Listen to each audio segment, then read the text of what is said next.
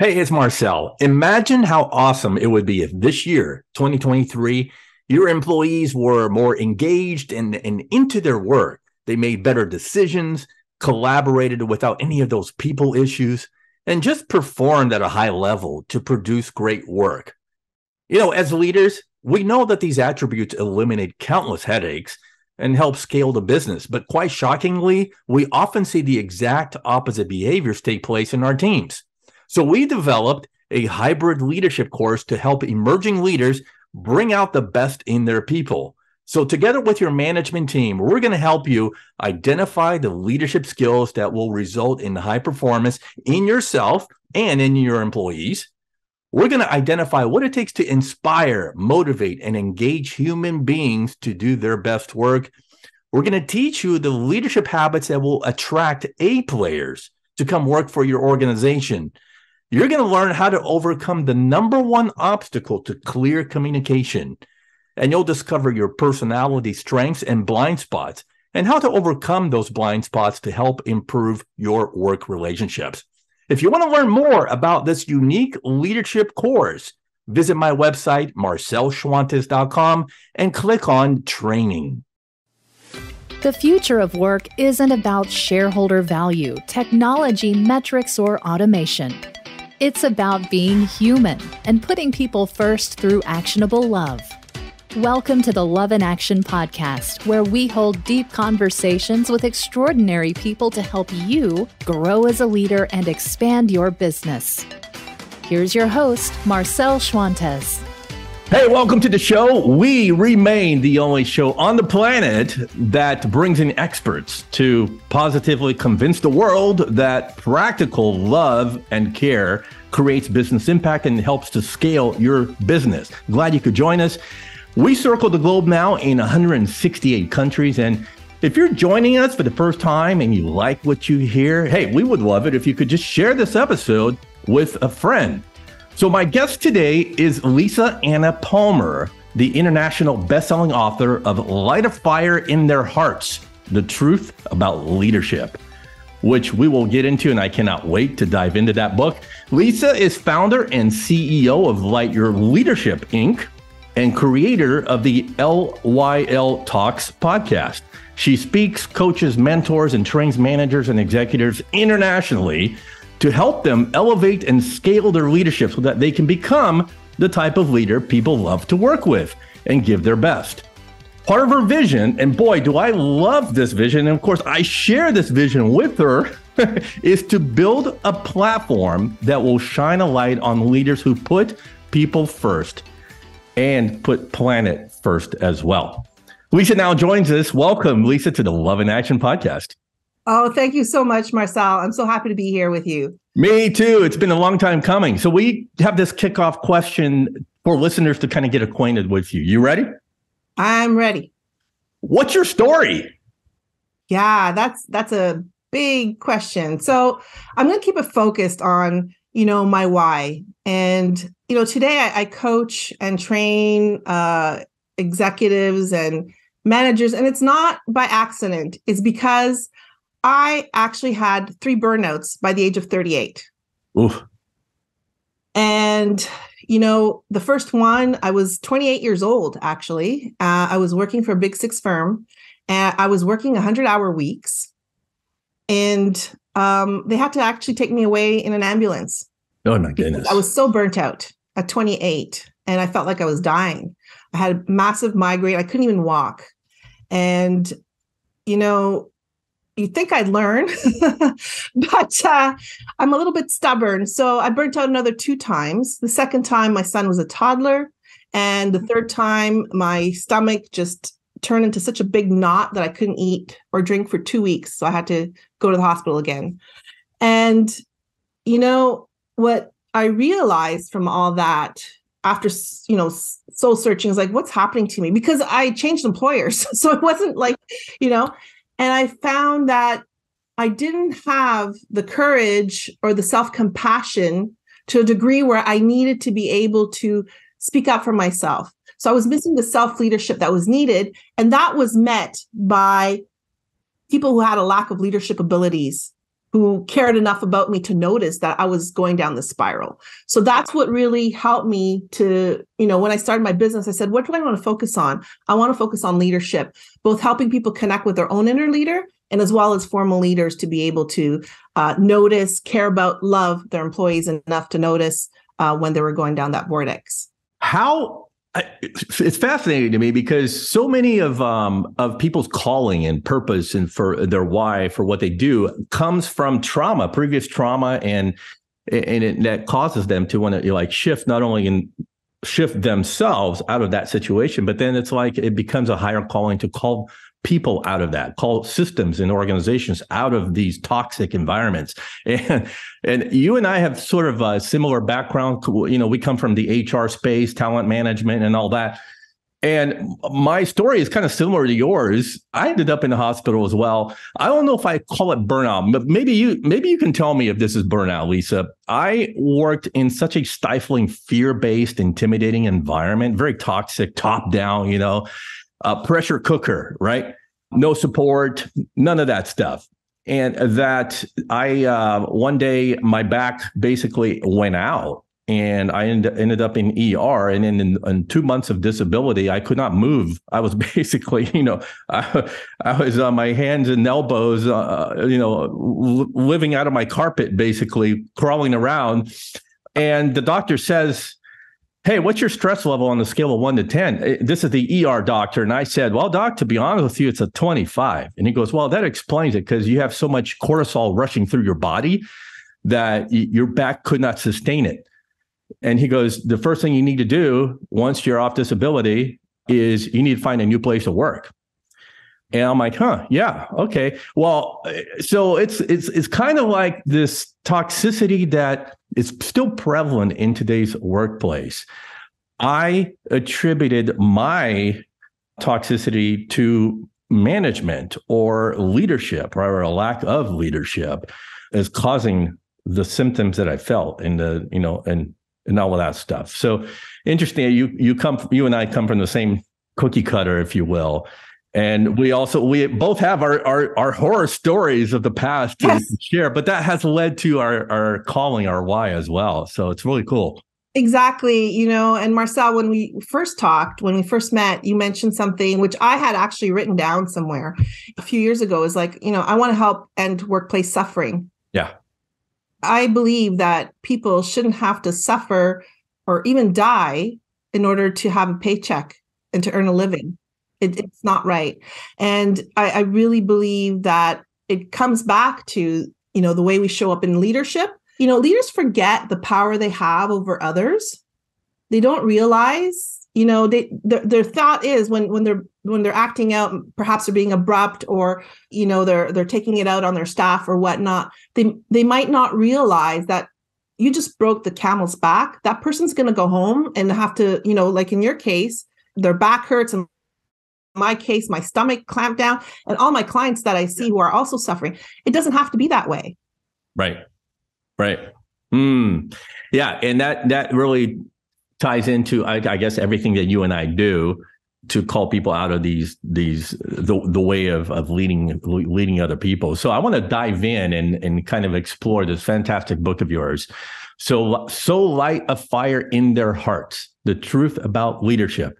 And also underneath that, there's, I don't know if this qualifies as a subtitle or not. It says a guide for igniting engagement using the wisdom that sets great leaders apart. So right off the bat, 2 words stick out for me from the cover of your book: truth and wisdom. Those are not words that authors throw around lightly and put on the cover of a book that's published internationally. So what's the truth about leadership, and what would you say is the wisdom that sets them apart? Yeah. And I did think it was a bit bold to do that. But I went for it anyway, because I think there are a lot of myths about leadership. I'm not claiming it's the ultimate truth, but I do think that there are some things that are, pretty pretty wise to do. And seeing one another as human beings is the primary part. And that comes back to, your message about love, my message about compassion in the workplace. We need to stop looking at one another as robots, machines, numbers. It's like, let's look at one another as human beings. Let's connect at that level. And, when we do that, it unleashes human potential. And to me, when I see that the focus is on results at the cost of people's lives and health, it doesn't even make sense. It's not rational to me, because you're burning out. So that flame is going out. You need to light it back up again, right? You're burning out the flame and the assets, if you will, that are making your company function, your organization function, the world function. So if you're burning out people, that's very short-sighted. So I think that the truth is, if you treat your people with respect, dignity, you are a good leader, then you know what? It's better for everyone, including yourself as a leader, because I know a lot of leaders are pretty miserable and hate their life, and they might not admit that in public, but when you get them behind closed doors and they talk about and share their experiences, they're not really happy either. So, and when you talk about trauma, I have a friend, he wrote The Elevated Leader. His name is Ryan Gottfredson, and he says, hurt people, right? So in order to become better leaders, we need to heal our own trauma. So those are just some nuggets of truth and wisdom. And because we statistics are important, research is important, of course, but there's certain things we just know growing up. We know when we're kind to somebody. Yeah. We know how to be compassionate. We know how to love, right? Or most of us do. And so why not extend that to people that we see every day for 8 hours, 10 hours, 11 hours a day? Yeah. Talk to us a little bit about what happens when there's this absence of good leadership. And this is kind of the topic that, you bring up in chapters 1 and 2. And I yes, I'm going to bring the word suffering back, right? That when you have bad leadership, it causes a lot of suffering and disruption in the workplace. So can you share maybe a story about the impact that a lack of leadership, or if you prefer bad leadership, has on people at work? Yeah, absolutely. And I have, unfortunately, many stories of people I've observed suffering at work because of bad leadership. So just a couple times I heard this just drives home the inhumanity of it all, okay, that how bad it can get. So there were 3 separate occasions when somebody shared with me that, their mother had just passed away. They went to the funeral. They called their boss and said, I don't think I can come in tomorrow. I just need another couple days to get it together. And their boss said, no, actually, you need to come into work tomorrow. 3 times. Okay, so that's just one example. That's an extreme example. More day-to-day stuff would be, for example, and I talk about Anissa in the book. So she was very glad to be able to share her story so that others could know and get some insight into what happens when somebody's suffering at work because of bad leadership. So she was a very good, committed employee, wanted to please. And because of there were reorganizations and there were situations where her boss now would have wanted to give a job to their own friend. And so Anissa was kind of getting in the way. And they started becoming abusive to her. They started excluding her from meetings. So they would have meetings or they would go for coffee and everybody on the team was invited, but not Anissa. And the boss asked Anissa to schedule a meeting for the group. There may have been 20 people there. And I think the story is that maybe there was enough chairs or was some little confusion. Well, the director yelled at Anissa in front of like 20 people. Anissa went home and had a stroke. Okay. And this is how important this knowledge is that I invite leaders to think about, okay, what happens to your body when you get stressed? Like if you're in a situation that's intense or whatnot, your blood pressure goes up, you start to feel red, you feel like your head's going to blow or whatever, right? You get like this. If that's happening to somebody every day, guess what happens to them? They get really sick. And there's a wolf study that was conducted in Sweden, which demonstrated that if you work with incompetent leaders, which, includes leaders who don't know how to lead properly, who don't know how to engage with their employees, your risk of coronary heart disease goes up by 25%. If you stay with that incompetent leader for more than 4 years, it goes up to 64%. And I can tell you that I've met several people in my practice and also in workplaces who have had coronary heart disease. And it's usually related, you can't say causation, but oftentimes it's like just what puts the person over the edge. Right? So, those are just some examples of what bad leadership can do. Yeah. So can bad leaders become good leaders? Because a lot of people will say, no, once a bad leader is always a bad leader, right? And some people might say, well, he just doesn't have call it whatever you want, the EQ or the character or the capacity to serve human beings as a servant leader. We'll get into the servant leader in a minute, but really, are you of the mindset that a bad leader can become a good leader? Yeah, well, you know what? I think there are situations where it's not really possible, or it might be very, very difficult. There needs to be a will. Where there's a will, there's a way. Where there's a realization, and the person realizes they're like, I don't know what I'm doing wrong. My employees are getting sick. I'm having bad interactions. I need help. I want to be a good leader. So that to me is an opening. It's like, okay, so this person is not happy. They know things aren't going well, and they have a desire to change. So to me, when that's in place, yes. Yeah. Quick story. A few years back, a company calls me up, right, and says, Marcel, we want you to coach this VP. He's having people issues. Turnover in his department is like 60%. And it turns out that he was not underperforming. He was a go-getter. He's all about results, but at the expense of people. And so that's why the turnover was high. So I talked to this individual before I brought him on as a client. I wanted to find out what's really going on. And so I talked to this VP, and I said, what, and it turns out that, yeah, they were making him, his bosses, the board and his executive was making him want to get coached to change his behavior. And so I asked, do you want to be a better leader? And he goes, no, I am very comfortable with my style. And so that became a conflict of interest with me. So I went back to the company and said, I can't take on your client. I'm sorry. It's just they have to be wanting the change, have the desire to do it, and want to change their mindset and create new habits. And they have to want to do it. You can't force him to do something that goes against the grain for that individual. So anyway, that never became a client, but we see this a lot.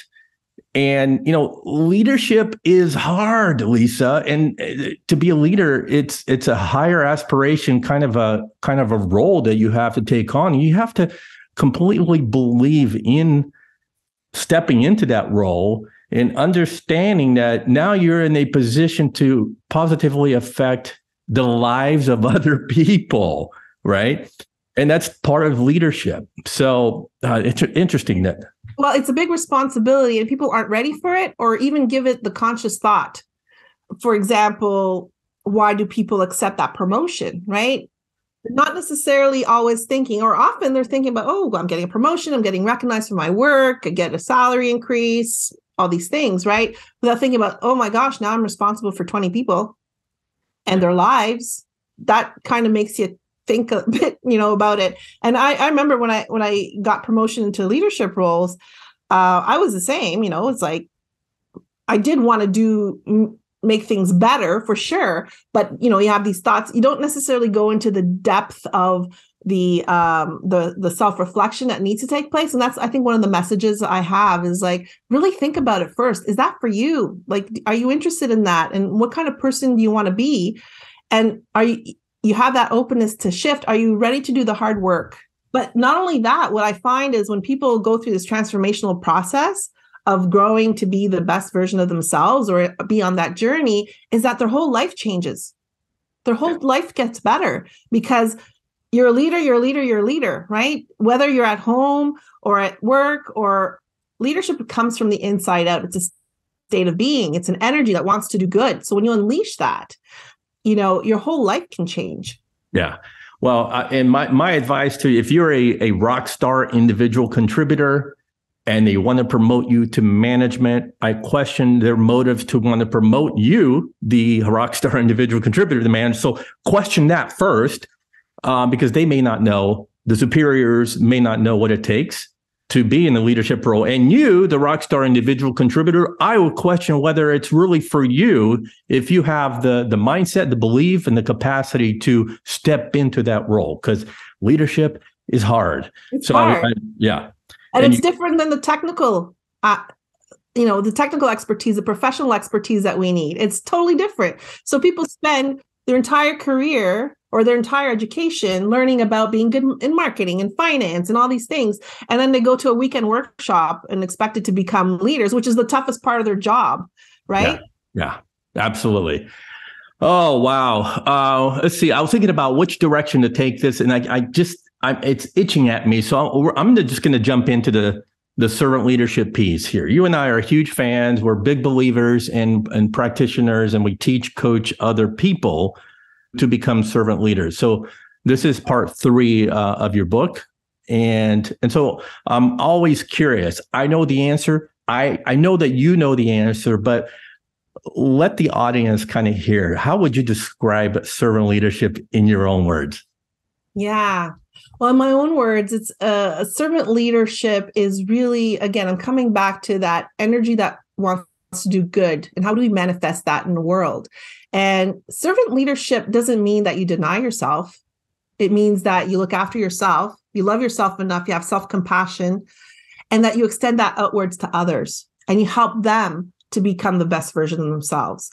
And that together you have this idea about how are you going to achieve something greater than all of you put together, right? When you all come together to be of service to your clients, to your community, to the world, and you have the mindset of like, how can I help others? And it becomes about, not just like, how can I look after myself, be number one and, be mean to get ahead and all that stuff. It's more about really being the best version of yourself and to be of service, to others, as well as, to be able to see yourself that you're connected. You're all connected together. We're here for a purpose. How do we engage others in being the best version of themselves and to contribute to society, to our workplaces? And what that takes is an others focus. It takes an outward focus. Stop looking at people as objects, right? Start looking them as human beings. Yeah. It's selfless leadership. That does not imply that you don't look after your own needs and yourself. You're not a martyr. You're not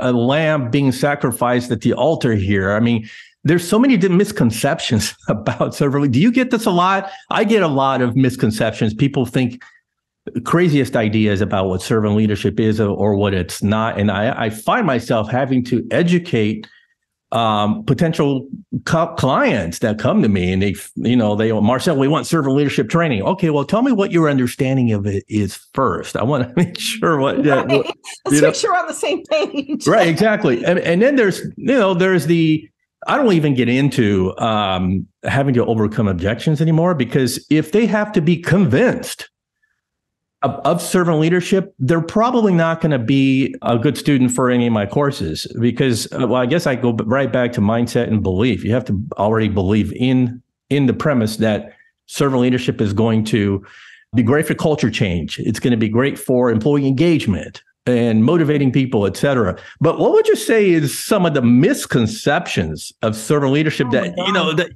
come your way all the time? Yeah, well, I think the main one is that, like you said, you have to be the sacrificial lamb and, and how that manifests is that, and I used to do that too. I think that's why I ended up in the hospital was, do everything that you can. Don't bother others, almost have pity for others, which, comes back, instead of compassion, there's like a flip side to it. And just to like be selfless and to the point where you're not eating anymore. You're like, you're skipping lunch. You're being Gandhi. You're being Gandhi. Yeah. Well, I think even Gandhi ate lunch. So, so there were days where I was sitting at that computer because some person was sick. The other one wasn't. And I was 33 and the next person on the team, I think, was in her 40s. So I had that challenge as well. And so I didn't want to bother anybody. So I would end up doing stuff. It's like, oh no, she's busy with her, with her family and this and that. So I would take everything on myself. And I didn't, want to hold people accountable. I didn't want to make them feel bad, things like that. So that I have to shift out of that as well. So it's servant leadership is not that. It's like, how do we need to hold one another accountable, myself included, right? And how do we do that with caring and appreciation instead of blaming and pointing fingers and being nasty to each other? It's about, challenging people to be the best version of themselves, maybe helping them stretch out of their comfort zone. How do you support that, right? So it's not about you doing all the work and just making sure everybody's happy, giving them pizza lunches and all that stuff. It's about ensuring people have what it takes to do their work, that they're inspired, they're engaged, that if they get stuck or have blocks, that you're going to help them through it. You're in there together. You're in the trenches together to become the best version of ourselves. And that self-development work, that, as Ryan calls it, vertical development, is not easy. It's hard. So let's do that together. And as a servant leader, I think that we take on that role as real servant leaders to like, okay, I'm going to do this work and we're all going to do this work together. We're going to become the best version of ourselves. We're going to produce great stuff. It's going to be engaging, and we're all going to make sure that we feel supported and care about one another. Yeah. I've had Ken Blanchard on the show a couple of times, and he always uses the metaphor of, servant leadership is not handing the prison keys to the inmates, right? Because now they're in control. And a lot of people, I think, fear that servant leadership is so soft and fuzzy that you become subservient to those that work for you. And so you become like a doormat, because they'll take control and they won't respect you. But that's I think the paradox, Lisa, of servant leadership, is that you have the servant part, which is, it's the warm and fuzzy part, but then you counter that with the leadership part, which demands results and strives for excellence and holds people accountable for their performance, right? And so when you have that balance of the two, it's a perfect paradoxical mix of great leadership that will really impact the business. Yeah, and that's why when I talk about the 3 C's of connection, it's compassion, courage, and competence. You need the balance, and it's not about being a doormat. And you know what? When you get people on their own, like, most people want to do good at work. Most people, want to find meaning in their work. Most people want to please. If you are able to connect with them at the human level and be real. If employees feel like either that you're the doormat or that you're after them or that you can't stand them, they're not going to be motivated to do good work. Yeah. Right? Yeah. And if they feel that you're not the type of leader who cares about their growth, who wants to challenge them in a good way so that they can, reach their goals, so that they can do well, and also care about their health. So that means you're not going to burn them out. I had a situation last week where we're creating this big giant program funnel, and I'm pretty challenged by it. Anyway, somebody on my team writes to me and says, I'm going to work on this tonight. I got a sinus problem and stuff. I'm like, no, please don't work on it tonight. I don't want you to. It goes against our values. I said, go rest. And then tomorrow, hopefully you'll feel better. If you don't, let me know. Go rest. And then we'll get it done tomorrow. I said, I care about you more than launching this thing. We can go a day later. It's fine. Right. So she's like, it took the pressure off. The next day, she feels better. She does what I thought would have taken her 2 days and 4 hours. So that, to me, is a really important lesson. It's like when you push your employees to burnout, and that means, making them work long hours, not take care of themselves, not taking lunches, not doing their exercise, all that stuff, they might give you output there, but it's short-sighted because in the long term, they're going to burn out. If you want them to be optimal, what do athletes do? They take care of their bodies. They take care of their mindset. So you're going to try to help your employee to make good choices so that they can be there and be healthy and do their work. And then guess what? Everybody wins. Yeah. Okay. Just so you and I are not in this echo chamber where we're just going to believe our own voices, I'm going to put a little devil's advocacy here. Okay. I love that. So some critics of the servant leadership movement, and there are many, believe that in this post-pandemic age, the practice of servant leadership is outdated, that with newer generations coming in, Generation Z, that, as we work increasingly more in remote settings, in digital environments where people don't even talk to each other because, hey, we can be more productive and more efficient by just using our devices, right? And so they're saying that servant leadership no longer has a place to create impact. Do you agree? No, not at all. In fact, I think it's quite arrogant because servant leadership shows up in every ancient culture. It's been around for thousands of years, as in the book. It's across religions. There's wisdom about servant leadership. And the thing is that, where does that come from? Where does that idea that servant leadership is bad come from? It comes from a space of people who don't know how to do it and don't understand it. And how can you have bad results by being human beings and wanting to help each other out? It doesn't even add up. Like if you do the math, it doesn't add up, to say that there's no place for it. I work with people in their 20s all the time and they love it. They look for guidance. They don't want to be judged or told you're doing things wrong because they do things differently. But you know what? I ask them a question. 5 minutes later, what would have taken me 3 hours, they've got like 10 different sources, and then they've got a video that they're making with it. Like it's incredible. So I think it comes back to, as a servant leader, looking for people's strengths and bringing those strengths together. And I think the element of treating people like human beings is going to stay forever. And even whether, it's on a phone, that you're texting each other, whether you're having a meeting virtually, in any other way, in person, that human connection piece doesn't go away. The tone of my text is important. The way I connect through the screen is important. The way we act when we're in person, we're flying together is important. So just a quick little tidbit here. So I'm going to the remote work conference running remote, and I'm going to be a participant there. But when I interviewed Liam Martin, who is the CEO of Running Remote, what he talked about was there are a lot of things that can be done asynchronously. So let's do the process, the technology, the instructions, all that can be done asynchronously. Let's do that, and let's keep meetings for the human conversations. How are you doing? What's up with you? Are you feeling blocked? Can I help you? What's going on? What are your aspirations? Right? So there's a different way. There's a revolution in the way we're going to work.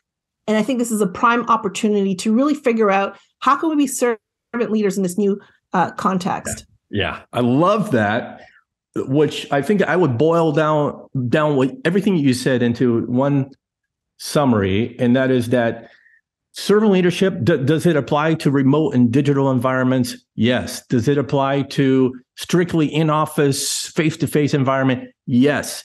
It's being able to apply the best of servant leadership to the context of what you're doing in the way that you conduct work day to day. Because, to me, at the end of the day, servant leadership is about creating impact and value and empowering people and to succeed in removing obstacles from their path. You can do that in whatever environment you're in, right? Whether you're in Los Angeles or somewhere at the Arctic Circle, you're going to need that kind of environment to help people to thrive, because human beings are designed to be cared for. And that's the premise that I come from. I think you'll agree with me on that. Yeah. Yeah. Well, we're social beings, right? And I mean, even in developmental psychology, children who are not, who are neglected, who don't have that human connection piece, they don't develop as well. And as adults, that continues on. We're just big children in a lot of ways, right? That's awesome.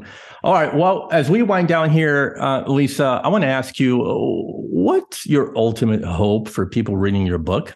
The ultimate hope is that they really see compassion as a superpower. Compassion is the empathy plus the desire to help. And that is definitely a big stepping stone towards moving to workplaces where love becomes the anchor. And I believe that people can really focus on developing the leadership from within, lighting that fire in their hearts to light a fire of others. And that together, we need to come together to make this world a better workplace. Good. So I pose you the leadership love question tradition on the show.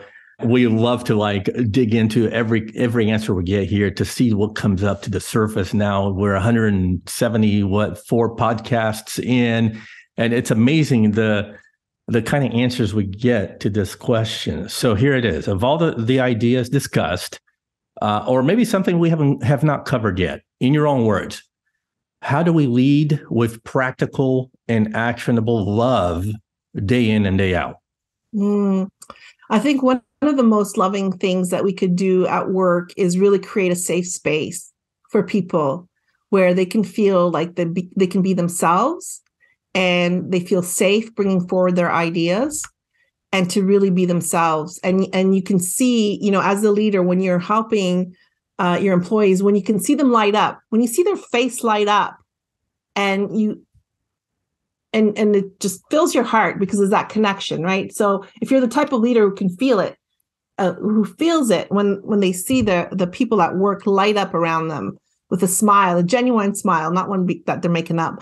To me, that's really something that we should strive for, is to have those kinds of moments every day, and to really value and appreciate the humanity of the people who take the time to come and help you achieve something important, and that we can create a vision that's shared so that they own it. They're just as excited about it as you are.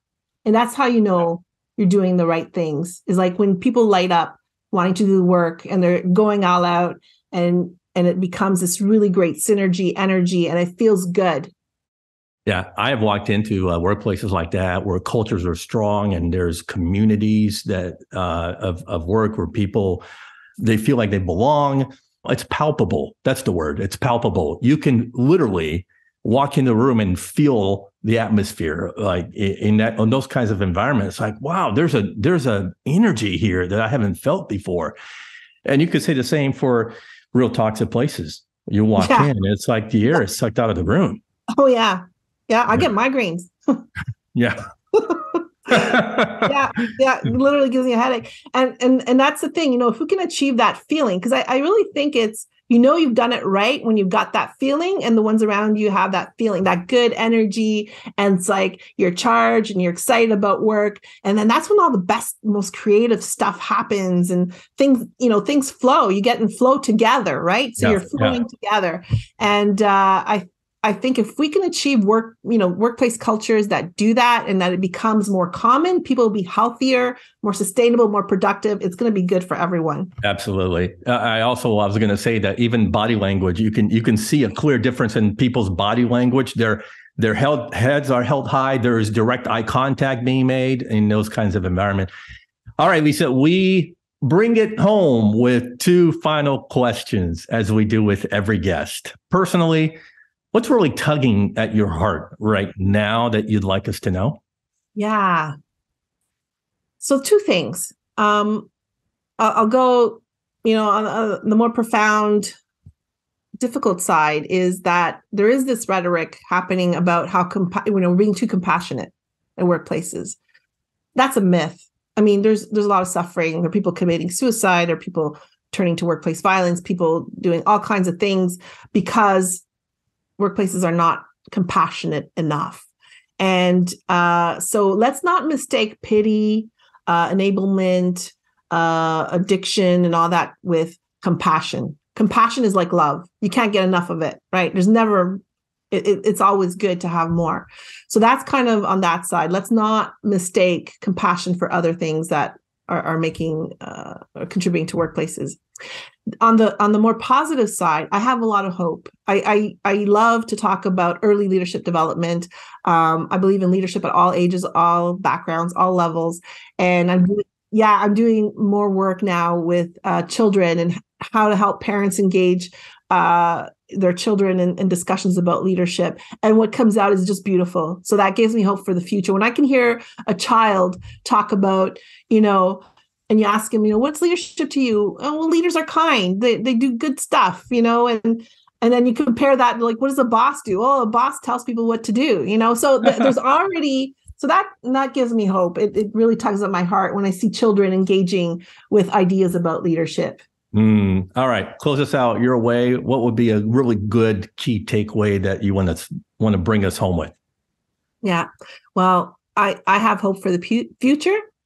And that hope for the future is that together we can make the world a better workplace, and we must.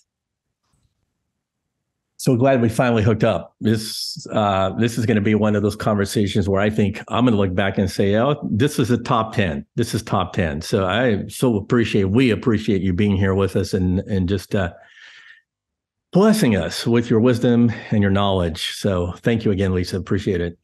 Oh, thank you. So glad to be here. Really, thank you. Yeah. If people want to connect with you, can you point us out to your website and maybe another place they can connect and get a hold of you? Yeah, absolutely. So always welcome to connect with me on LinkedIn. Lisa Anna Palmer. Anna with an A, not Lisa Ann Palmer. Lisa Anna Palmer. That's my Italian heritage. And my website, I'm going to spell it out because I have a bit of a Canadian accent that messes it up sometime. So it's lightyourleadership.com. So LIGHTYOUR leadership.com. Perfect. Well, you can keep the conversation going on social media with hashtag Love in Action Podcast. And also look for my show notes on my website, marcelschwantes.com. You can find all the resources there, including Lisa's contact info. And if you'd like to watch rather than listen to our show, you'll find a YouTube link there as well. And finally, hey, we're always looking for sponsors to help us spread the Love in Action movement globally. If you're interested, let's chat. You can reach me on my website or find me on LinkedIn. Thank you for listening to the Love in Action podcast. If you enjoyed today's episode, please share it, subscribe, and leave us a review. Until next time, don't forget, the future of leadership is love in action. Believe it, practice it, and watch your business grow.